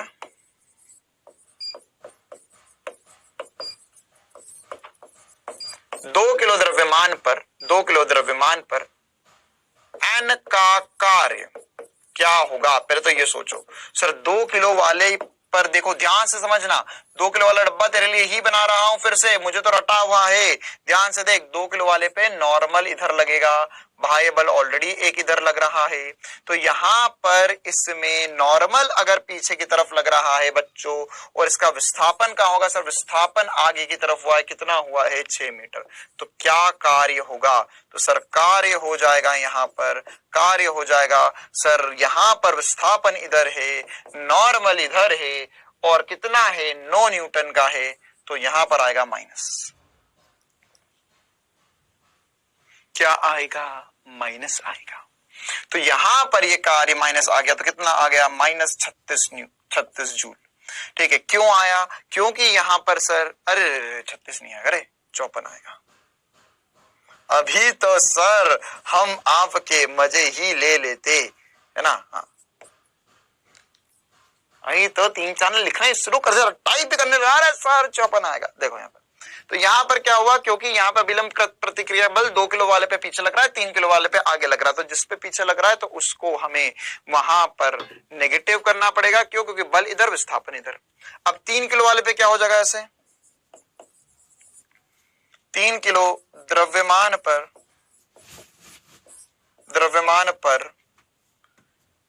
n का कार्य क्या होएगा। तो सर कार्य की बात करें हम, तो यहां पर इसका कार्य होगा, अब यार वो भी तो उतना ही विस्थापित होगा। और दोनों साथ में चिपक के चले हैं, दोनों साथ में चिपक के चले हैं, तो जितना 2 किलो वाला चलेगा उतना ही तो 3 किलो वाला भी चलेगा। तो इसका विस्थापन भी कितना हुआ है सर, 6 हुआ है। बल कितना लग रहा है, वही बल लग रहा है, लेकिन पॉजिटिव में आ गया है, तो आ गया 54 किलो। अच्छा सर, ये तो हमें बहुत बढ़िया रूप से चमका सा, बहुत जोर से चमका सा, मतलब बिल्कुल रोशनी आ गई दिमाग में, उजाला आ गया दिमाग में, रोशनी आ गई तुम्हारे दिमाग में। कौन है रोशनी? देखो यहाँ पर, ये है -54, ये है 54। तो अगर मैं तुमसे ये पूछूं कि नॉर्मल द्वारा पूरे निकाय पर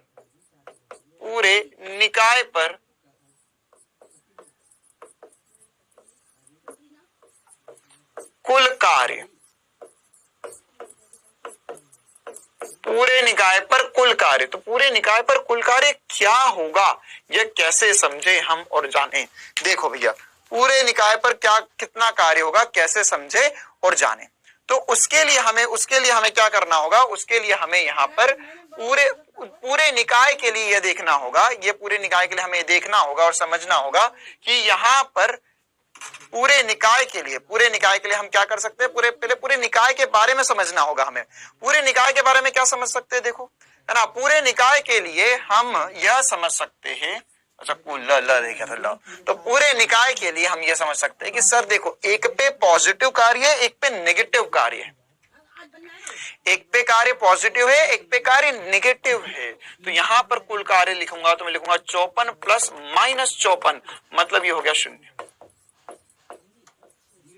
अच्छा, निकाय मतलब क्या था सर, निकाय मतलब दोनों को मिलाकर सिस्टम को हम बोलते हैं निकाय। तो दोनों को मिलाकर कितना कार्य हुआ, 54 -54। क्यों? क्योंकि एक का पॉजिटिव है, एक का नेगेटिव है।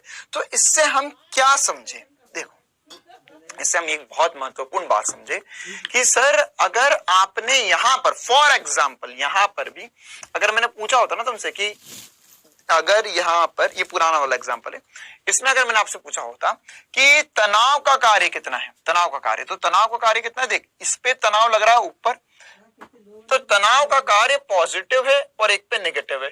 तो अगर ये ऋणात्मक था इसके लिए और इसके लिए धनात्मक है, तो अगर इन दोनों को जोड़ता, क्योंकि देख विस्थापन उतना ही है। अरे यार, तनाव का मान इसमें और इसमें समान होता ना, तनाव का मान क्या निकालते, तनाव का मान निकालते sir 2m1m2 upon m1 plus m2 into जी,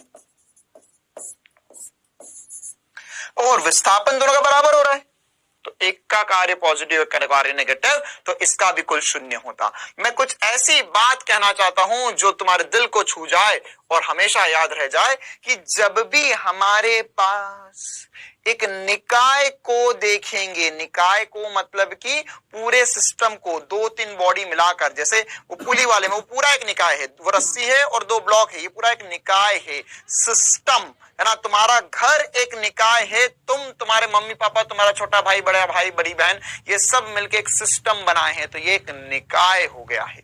तुम्हारे शरीर में तुम्हारे जितने, अरे बायो में पढ़ते हो ना, तुम्हारे शरीर में जितने तुम्हारे अंग है, ये सब मिलके एक सिस्टम बना रहे, ये एक निकाय है। तो वैसे ही मैं ये कहना चाहता हूं बेटा कि एक निकाय पर या किसी भी निकाय पर, बहुत ज्यादा इंपॉर्टेंट सी बात, किसी भी निकाय पर आंतरिक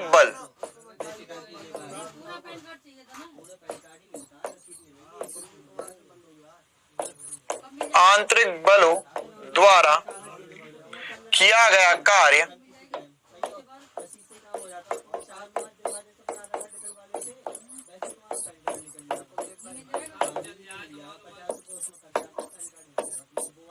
सदैव शून्य होता है।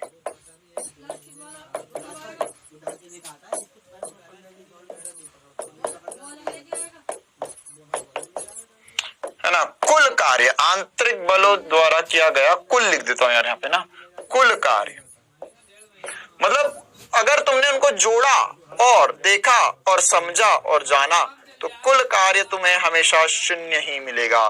कितना मिलेगा? शून्य, कुछ नहीं मिलने वाला। जितना पॉजिटिव उतना नेगेटिव, टोटल शून्य।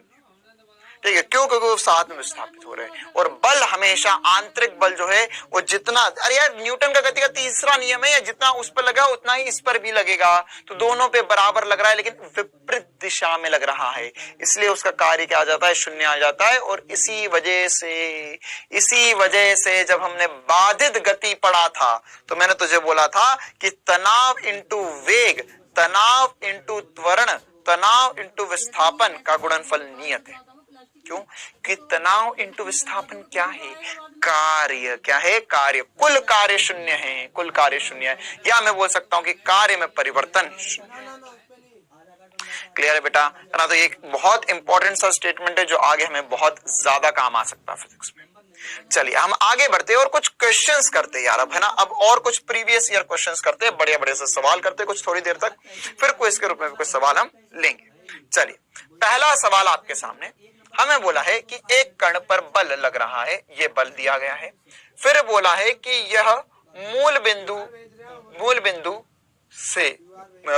से एक दूसरे बिंदु पर जिसकी स्थिति दी गई है विस्थापित होता है। तो कण पर किया गया कार्य का मान क्या होगा? कण पर किया गया कार्य। तो देखिए बेटा आसान सवाल है ना, क्वेश्चंस प्रैक्टिस कर रहे हैं अब हम नियत बल पर ही। तो कार्य क्या होगा सर? वर्क जो होता है वो F.S होता है, ये हमने सीखा। तो ये वास्तविकता में यही है क्योंकि हमने डॉट प्रोडक्ट इसी के लिए सीखा था।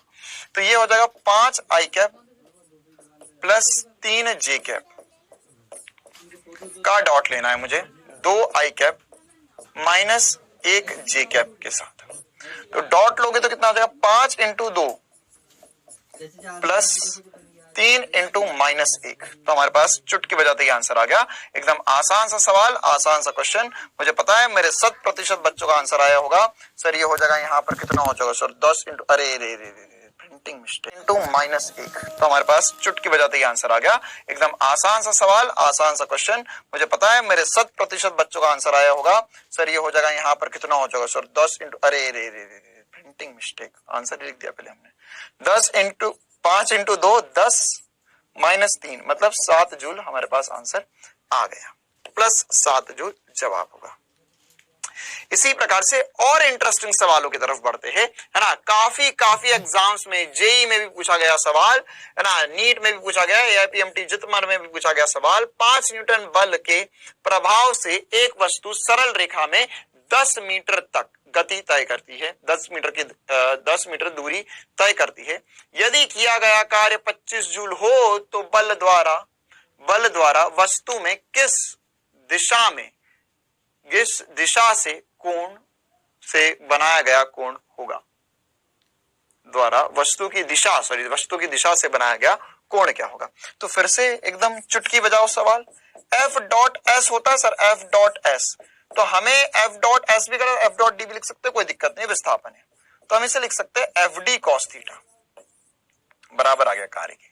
कार्य कितना है? ओहो 25 जूल। विस्थापन बल कितना है? बल है सर यहाँ पे 5 न्यूटन। बल कितना है? 5 न्यूटन। विस्थापन कितना है? 10 मीटर। कहानी खत्म, पैसा हजम, cos थीटा आ गया। तो सर यहां से हो गया 25 बराबर 50 cos थीटा, या cos थीटा का मान हो गया 25/50 या 1/2। तो cos थीटा का मान अगर 1/2 है तो थीटा का मान है बेटा 60 डिग्री। थीटा का मान कितना है? 60 डिग्री। दोबारा मत पूछना कैसे आया, ये मुझे नहीं पता, या होता है भैया, होता है। चलो आगे बढ़ते और दिलचस्प सवालों की तरफ। हमें बोला है कि विराम में स्थित 15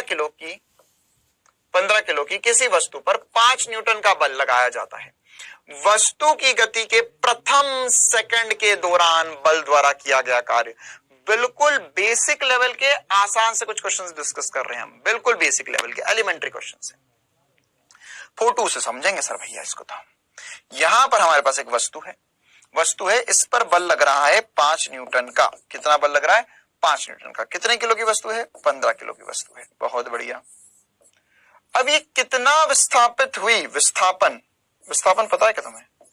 ना, विस्थापन तो नहीं पता सर। गुरुजी बहुत कुछ दिया है हमें, एक बार लिखते हैं क्या क्या दिया है। गिवन क्या क्या दिया है, दी गई जानकारी। द्रव्यमान दिया है सर 15 किलो, बहुत बढ़िया। बल दिया है 5 न्यूटन, और भी बढ़िया। और बस ये बताया है कि समय है 1 सेकंड, समय है 1 सेकंड।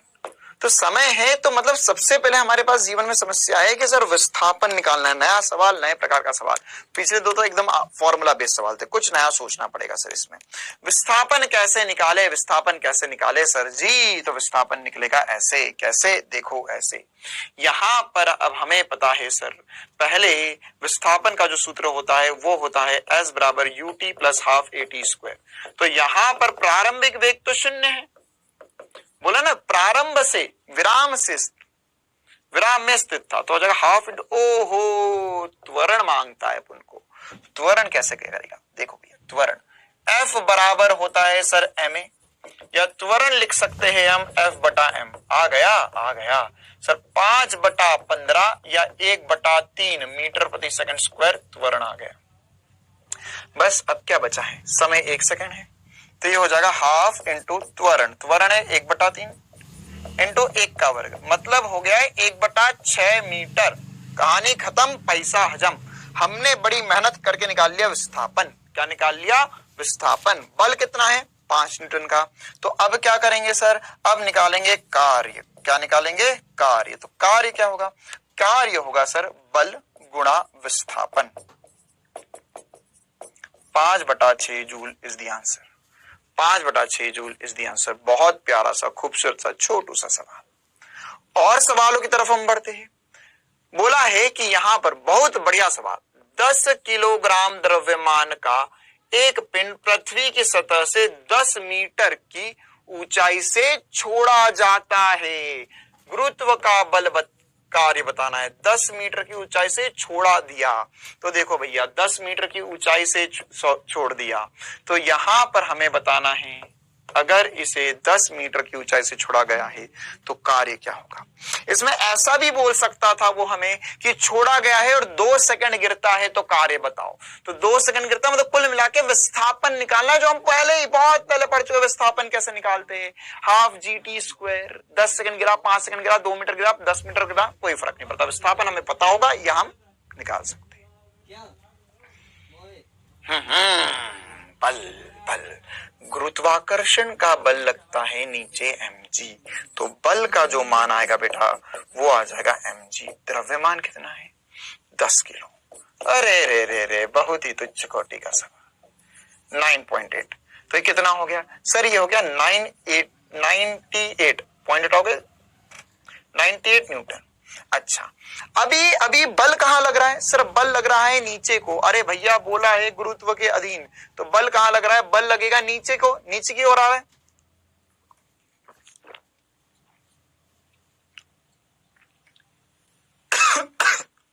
सॉरी, बल लग रहा है नीचे की ओर, बल लगा नीचे की ओर। और कार्य क्या होगा? अब कार्य क्या होगा? कार्य होगा सर बल लगा नीचे की ओर 98 इंटू विस्थापन है 10। और ये कैसा होगा? पॉजिटिव में होगा। कैसा होगा? पॉजिटिव में होगा। मजा आ रहा है भैया? छोटे छोटे से, प्यारे प्यारे से, मोटे मोटे से सवाल है ना। 1-2 सवाल और कर लेते हैं, फिर हम क्विज के रूप में आपको सवाल देंगे। 6 किलो द्रव्यमान की एक वस्तु में किसी बल द्वारा उत्पन्न विस्थापन, ओ हो विस्थापन दिया है, से प्रदर्शित है, जहां टी समय है। 2 सेकंड में बल द्वारा किया गया कार्य। बहुत ही प्यारा सा सवाल है। प्यारा सा सवाल, बहुत प्यारा सा सवाल। हमें बोला है यहां पर, देखो दिमाग चलने को मांगता भैया जनता को। यहां पर विस्थापन जो है, विस्थापन हमें दिया गया है अब विस्थापन का समीकरण चुन चुन के सवाल लाता हूं मैं।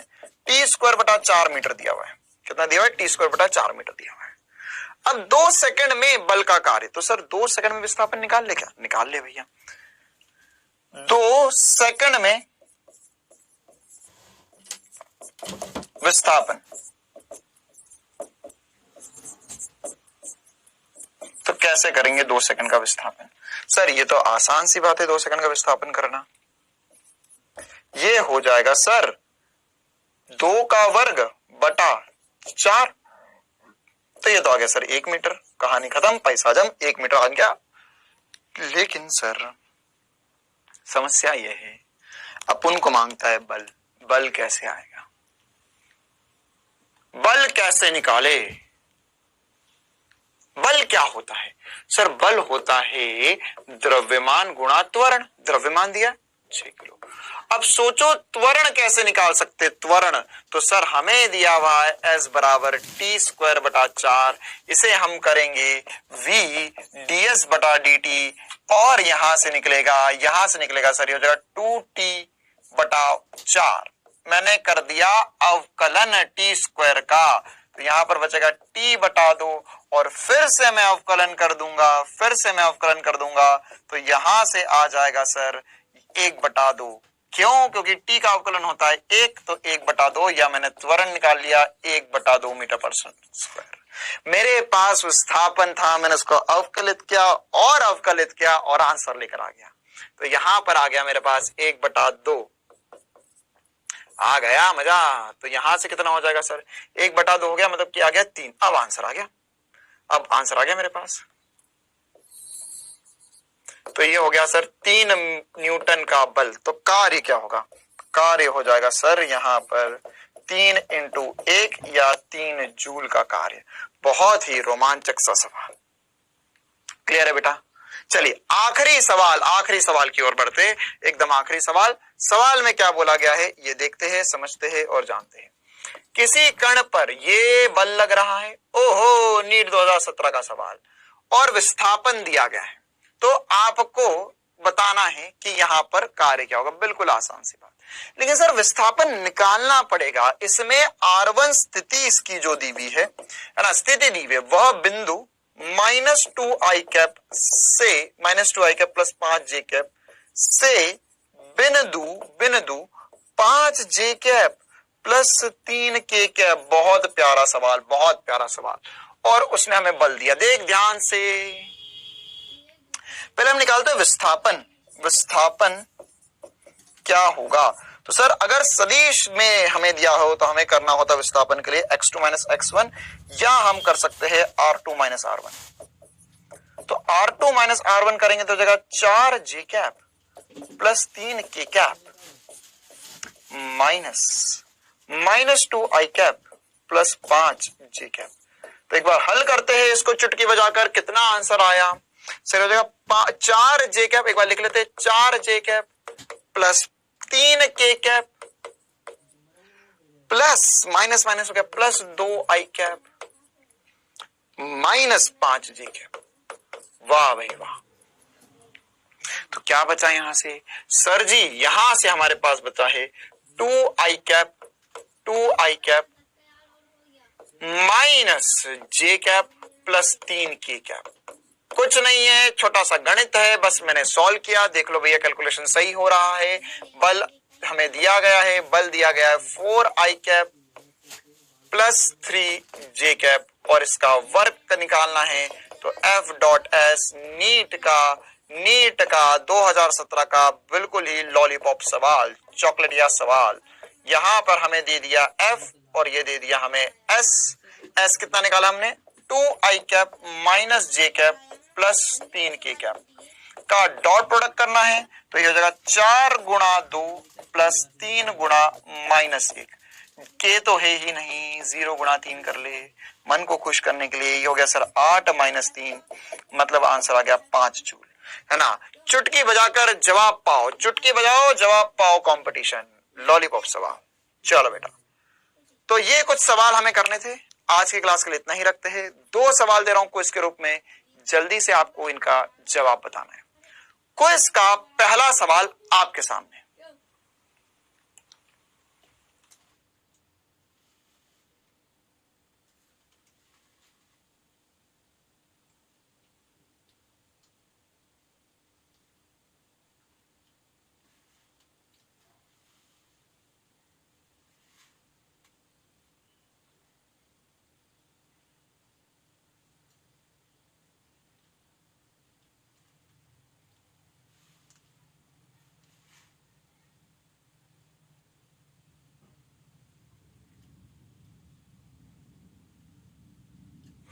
आसान सवाल है, आपको विस्थापन देखना है, ए बिंदु से बी बिंदु का और कार्य बताना है।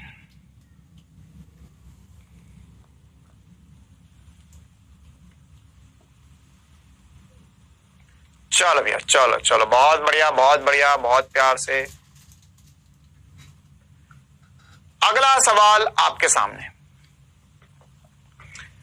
10 किलो द्रव्यमान को 1 मीटर ऊंचाई तक 1 सेकंड में ले जाया जाता है, तो गुरुत्व के विरुद्ध किया गया कार्य क्या होगा? जी की वैल्यू 9.8 लेना है, जी की वैल्यू 9.8 लेना है।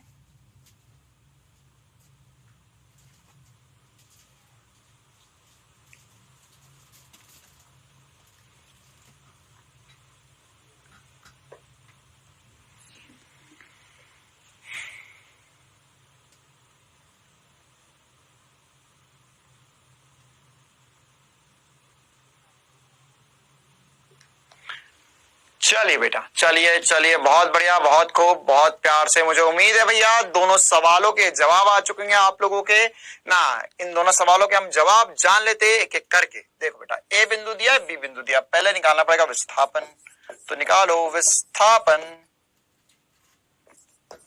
तो विस्थापन क्या होगा? विस्थापन क्या होगा? विस्थापन होगा सर, देखो इसको मैं सदिश रूप में लिख लेता हूं ना, तो विस्थापन कैसे करेंगे? विस्थापन लिखेंगे सर, ये हो जाएगा 4 आई कैप प्लस 3 जे कैप प्लस 3 के कैप को माइनस करना होगा, 3 आई कैप प्लस जे कैप प्लस 2 के कैप से।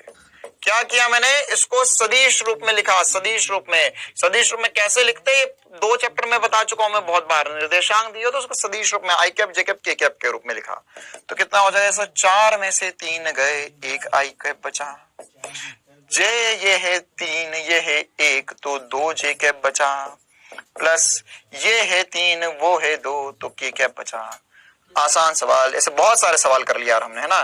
तो कार्य क्या हो जाएगा? कार्य हो जाएगा बल, बल डॉट विस्थापन, बल डॉट विस्थापन। एस लिखो, डी लिखो, कोई फर्क नहीं पड़ता, 1000 बार बोल चुका हूं। 3 आई कैप प्लस 2 जे कैप प्लस 4 के कैप का डॉट लेना है, आई कैप प्लस 2 जे कैप प्लस के कैप के साथ। लो भैया, एकदम आसानी, कोई माइनस नहीं हो रहा, सबको जोड़ना ही है। तो 3 into 1 plus 2 into 2 plus 4 into 1,